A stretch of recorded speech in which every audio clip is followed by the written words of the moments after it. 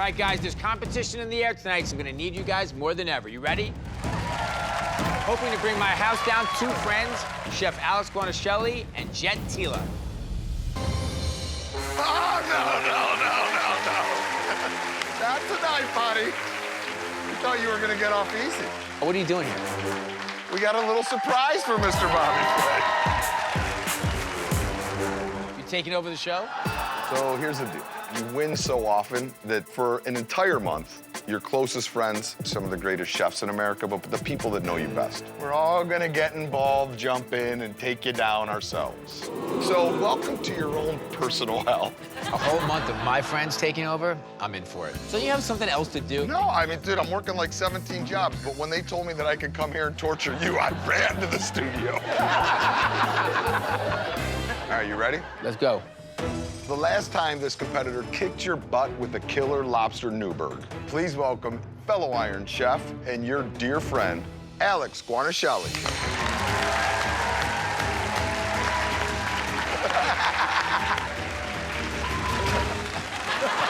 Our next contender has been chomping at the bit to take you down, proving why he is the culinary ambassador of Thailand. Please welcome chef and restaurateur, Jet Tila.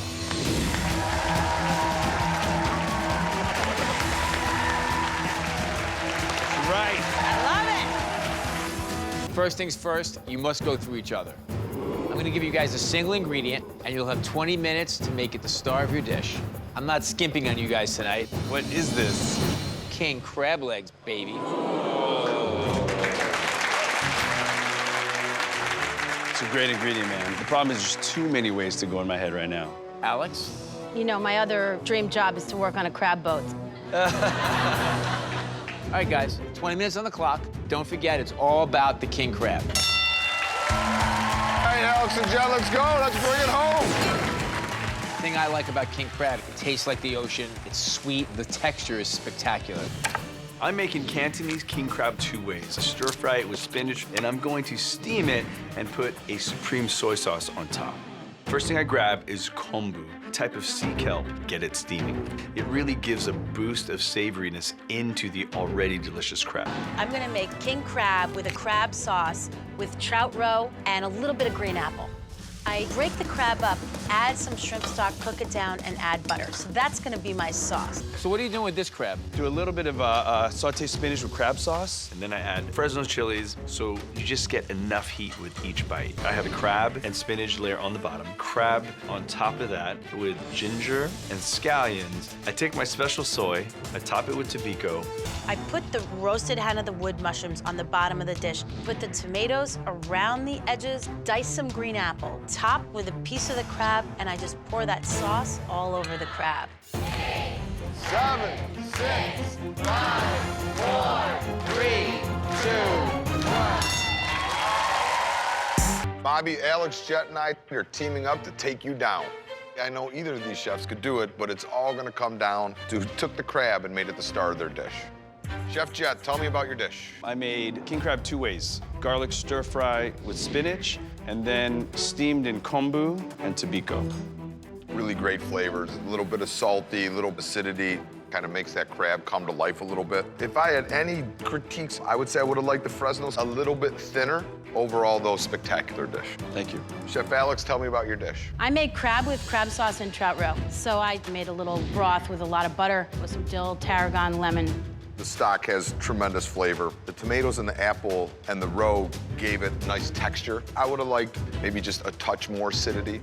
But the person that I chose to move forward and beat Bobby Flay is Chef Alex. Thank you. Bobby, I might not have made it, but Alex is gonna give you some trouble today, just like she did last time. May the best woman win.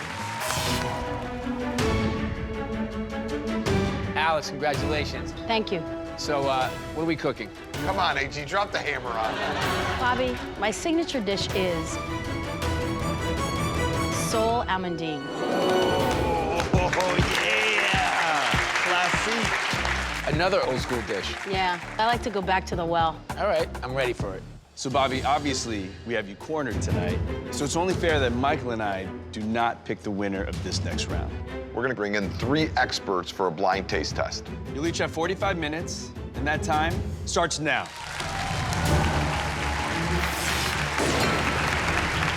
So sole almondine, I mean classique. Dover sole with the green bean almondine. I mean, about as classic as you could get. Cooking the whole fish down in the pan. Yep.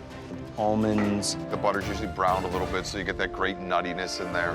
Alex is one of the great French chefs in America. Truth. He knows that she's gonna do a perfect sole almondine, which I think is gonna push him to get maybe a little bit more creative with it than maybe he should. First thing I do, build all my little garnishes that are gonna go on top of my fish.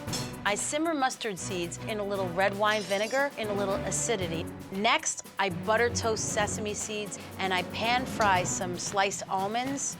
It's amazing how toasted almonds can make a fish taste more like itself. It's really smart for her to bring something so classic and it kind of puts them in a box. Alex likes to take classic dishes and execute them perfectly. So I'm gonna take a huge risk and be more creative. Sole is a mild, flat fish. So instead of just sauteing it, I'm gonna deep fry it. Gotta bump up that flavor. So I'm making a crispy sole almondine with a crab sauce, toasted almonds, tarragon, and some brown butter. I put down that bed of leeks and sunchokes, my hazelnut vinaigrette with a few golden raisins. I take the sole, I sprinkle it with the buttery sesame seeds, fried sunchoke chips, toasted almonds, and just some little segments of lemon, because I find this fish needs a lot of lemon and a lot of salt. All right, guys, minute. Should have those last looks done. 1 minute. So I put my fish on the plate, put the sauce in the middle, some of the toasted almonds, some tarragon, green beans, and some brown butter.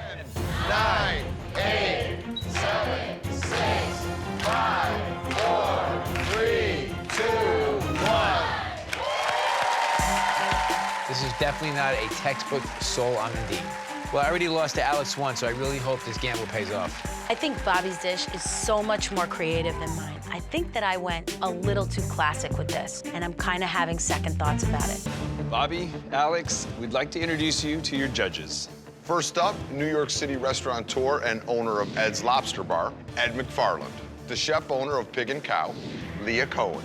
And owner of Tribeca Grill, Nobu, and Batard, Drew Niporin.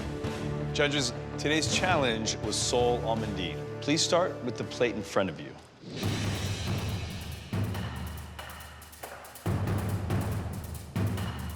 The presentation looks really nice.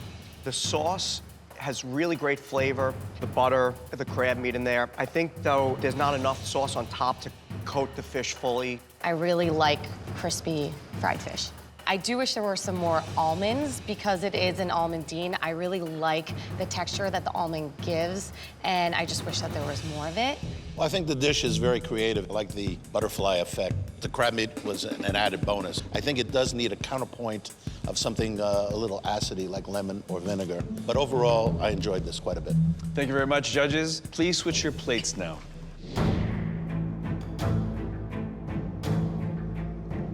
The fish is cooked perfectly, very moist, super succulent. I like the use of the toasted almonds on top, really unique crunch to the dish, but there wasn't enough sauce on the dish. I agree with Ed. I think that there should be some more sauce on the plate. It is a large portion of fish, and I do wish that there was just more of it. But I especially really like the raisins because it added a little bit of sweetness to kind of balance everything out. And I do like the lemon segments as well.